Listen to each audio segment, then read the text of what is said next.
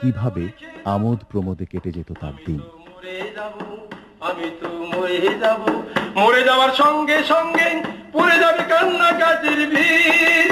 সবাই মরে দিতে মাটি হইবে অস্থির, সবাই মরে দিবে মাটি, সবাই মরে দিবে মাটি। ভুল ত্রুটি চেয়ে নিবে ক্ষমা, কেউ বা সে খোঁজ করিবে কোন ব্যাংকে কি জমায়। আমি মরে যাব, আমি তো মরে যাব।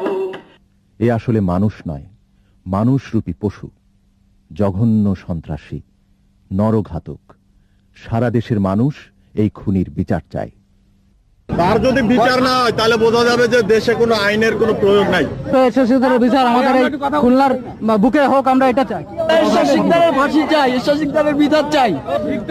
ফাঁসি না দিলে এই দেশের মানুষ টিকতে পারবে না। খুলনার লোক শিকদারের ফাঁসি 1 মাসের ভিতরে আমরা শিকদারের ফাঁসি, এই এরশাদ শিকদারের বিচারক এবং এর সাথে যারা জড়িত আছে তাদেরও বিচার আমরা দাবি করি।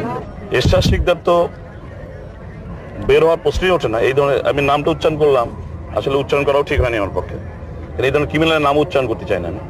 তবুও আপনি যেহেতু প্রশ্ন করেছেন বলে আমি কথাটা বললাম, এই ধরনের ক্রিমিনালরা বের হতে পারবে না। বর্তমান সরকার ইতিমধ্যেই সন্ত্রাসী